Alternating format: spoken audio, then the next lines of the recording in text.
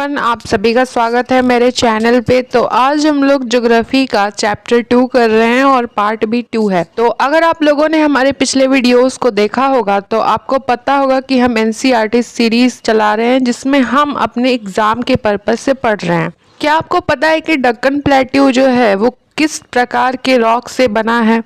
क्योंकि ऐसे क्वेश्चंस अक्सर बीपीएससी या पीएससी में पूछे जाते हैं। तो अगर आप ऐसे क्वेश्चंस का प्रैक्टिस करना चाहते हैं तो आप हमारे टेलीग्राम चैनल को ज्वाइन कर सकते हैं, जिसका लिंक आपको डिस्क्रिप्शन में मिल जाएगा।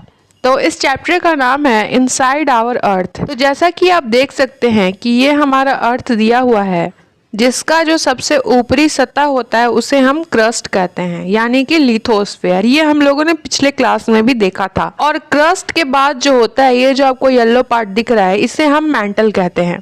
मैंटल के बाद कोर होता है। तो मैंटल और कोर के बीच में एक बाउंड्री होती है जिसे हम कोर मैंटल बाउंड्री कहते हैं। और कोर का जो सबसे मेन बीच का हिस्सा होता है उसे हम इनर कोर कहते हैं, और ये वाला जो पार्ट होता है इसे हम आउटर कोर कहते हैं। तो अब देखिए, जो क्रस्ट है वो सबसे ऊपर वाले हिस्से को कहते हैं, यानी कि लिथोस्फीयर को कहते हैं, जो कि 35 किलोमीटर ये कॉन्टिनेंटल मास में फैला होता है और 5 किलोमीटर ये ओशन फ्लोर पे फैला होता है। जो कॉन्टिनेंटल मास आपको दिख रहा है यहाँ पे, ये वाला एरिया जो आपको दिख रहा है, ये कॉन्टिनेंटल क्रस्ट डेंस है, ठीक है, जो कि बहुत ही कम डेंस होता है, लेस डेंस होता है। इसमें सबसे ज़्यादा सिलिका और एल्युमिनियम पाया जाता है, इसलिए हम इसे सियाल कहते हैं।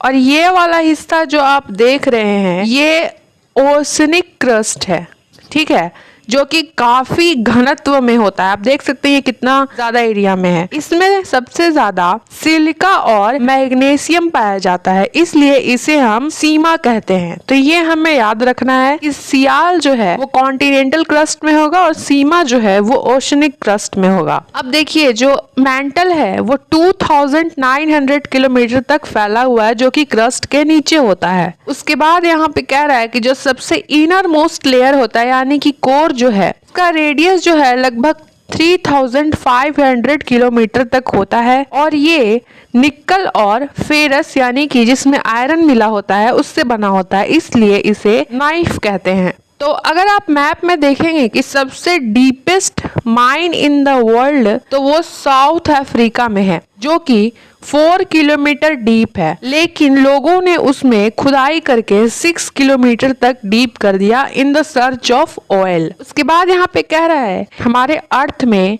84% जो है वो मेंटल होता है, 15% कोर होता है, और 1% जो है वो हमारा क्रस्ट होता है, यानी कि सबसे थीनेस्ट और अपर मोस्ट लेयर क्रस्ट सिर्फ 1% है, जिसपे हम सब रहते हैं।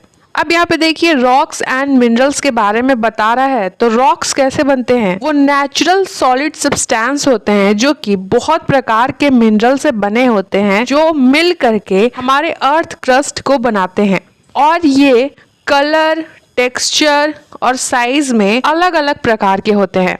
अब देखिए, रॉक्स के कितने टाइप्स हैं। तो यहाँ पे बता रहा है रॉक्स के 3 टाइप्स है। पहला तो हमारा आइजीनियस हो जाएगा, दूसरा हमारा सेडिमेंट्री हो जाएगा, तीसरा हमारा मेटामॉर्फिक हो जाएगा। तो यहाँ पे उन सभी वर्ड के ओरिजिन के बारे में दिखाया है। तो एक एक करके हम सारे रॉक्स टाइप को देखेंगे। तो जो हमारा सबसे पहला रॉक है उसे हम आइजीनियस रॉक कहते हैं, जिसमें आइजीनियस का मतलब होता है फायर, ठीक है। इसे हम प्राइमरी रॉक्स भी कहते हैं, क्योंकि जो मैग्मा निकलता है वॉल्केनो से, वो जब बाहर आकर के ठंडा हो जाता है तो वो रॉक बन जाता है, और उसी रॉक को हम आइजीनियस रॉक कहते हैं। जो आइजीनियस रॉक है ये 2 टाइप्स के होते हैं। पहला तो इंट्रूसिव रॉक्स हो जाएगा और दूसरा एक्सट्रूसिव रॉक्स हो जाएगा। इंट्रूसिव रॉक्स को हम प्लूटोनिक रॉक्स भी कहते हैं, क्योंकि ये धरती के अंदर जो मैग्मा जमा हो जाता है उसे ठंडा होने में बहुत समय लगता है। चूंकि ठंडा होने में ये ज्यादा समय लेता है, इसलिए हम इसे प्लूटोनिक रॉक कहते हैं। इंट्रूसिव इसलिए क्योंकि ये अर्थ के अंदर में ठंडा होता है और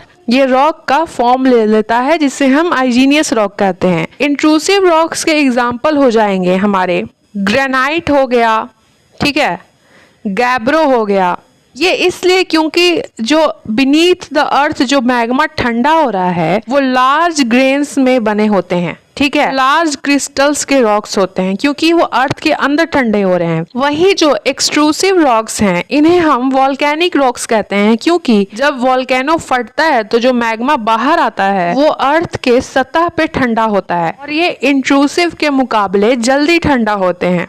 इनमें जो प्रेजेंट होते हैं ग्रेन्स मैग्मा के वो बिल्कुल ही फाइन ग्रेन्स होते हैं। इसके एग्जाम्पल हो जाएंगे बसाल्ट, ऑब्सीडियन, प्यूमिस। हमारा जो डक्कन प्लेट्यू है वो बसाल्ट रॉक से बना है क्योंकि डक्कन प्लेट्यू भी मैग्मा के ठंडा होने के कारण एक सतह पे जमा होने से ठोस बन गया है।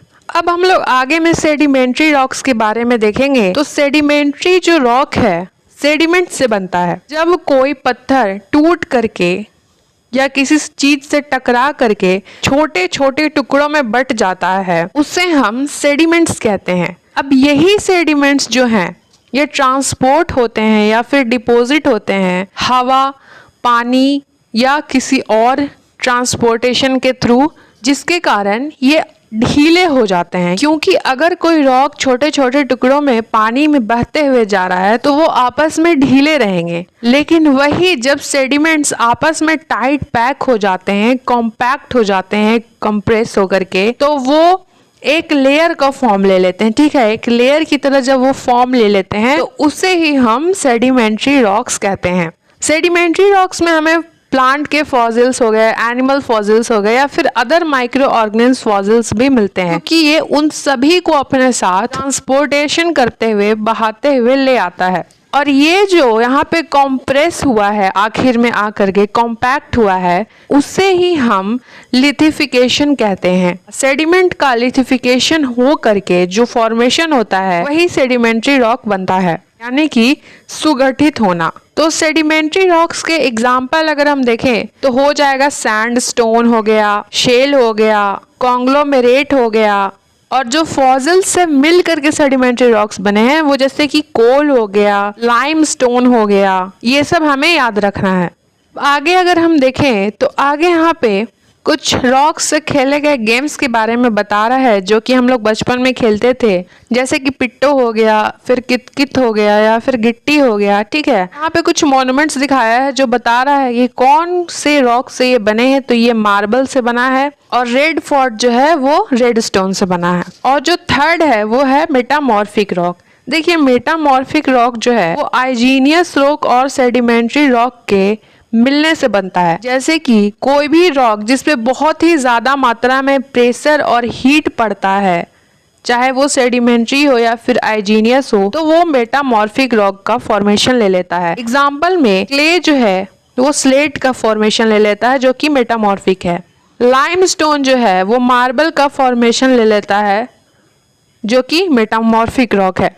अब यहाँ पे रॉक साइकिल दिखा रहा है तो देखिए एक बार इसको हम लोग ध्यान से देखते हैं। ये जो मैग्मा है, जब मैग्मा ठंडा होता है, कूल होता है, तो आइजीनियस रॉक का फॉर्मेशन ले लेता है। वही जब आइजीनियस रॉक वेदरिंग या इरोजन, ठीक है, कटाव या जमाव से सेडिमेंट्स का फॉर्म ले लेता है, और सेडिमेंट्स जब कॉम्पैक्ट हो जाते हैं, लिथिफिकेशन होता है, तब वो सेडिमेंट्री रॉक बन जाते हैं। और वही सेडिमेंट्री रॉक जब हीट और प्रेशर से डिफॉर्म करते हैं, डिफॉर्मेशन होता है, तो वो मेटामॉर्फिक रॉक बन जाता है। और अगर वही मेटामॉर्फिक रॉक को हम पिघला दें, मेल्ट कर दें, तो वो मैग्मा बन जाएगा। वहीं अगर आइजीनियस रॉक पे भी अगर हीट और प्रेशर पड़ेगा यानी डिफॉर्मेशन होगा तो वो मेटामॉर्फिक रॉक बन जाएगा। और अगर सेडिमेंट्री रॉक पे फिर से वेदरिंग और इरोजन होगा तो वो सेडिमेंट्स का फॉर्म ले लेंगे। तो इसी तरह से रॉक साइकिल जो है काम करता है। अब यहाँ पे देखिए आखिर में कह रहा है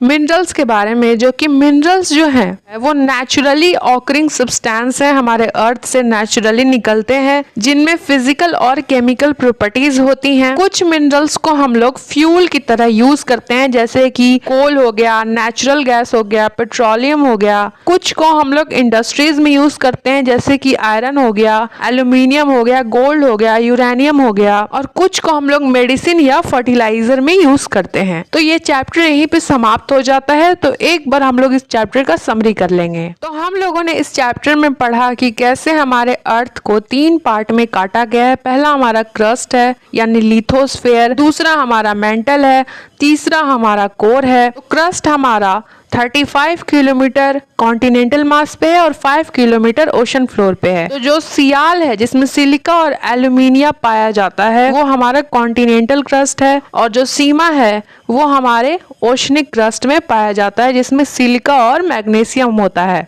उसके बाद हम लोगों ने यहाँ पे इनर मोस्ट लेयर कोर को, जिसमें निकल और फेरस पाया जाता है, उसे हम नाइफ कहते हैं, ये हम लोगों ने देखा। उसके बाद हम लोगों ने रॉक्स और उसके टाइप्स देखे, जो कि पहला हमारा आइजीनियस है जो मैग्मा के ठंडा होने से बनेगा, सेडिमेंट्री है जो कि सेडिमेंट्स के लिथिफिकेशन से बनता है, और मेटामॉर्फिक आइजीनियस और सेडिमेंट्री पे प्रेशर और टेम्परेचर ज्यादा पड़ने पे बनता है।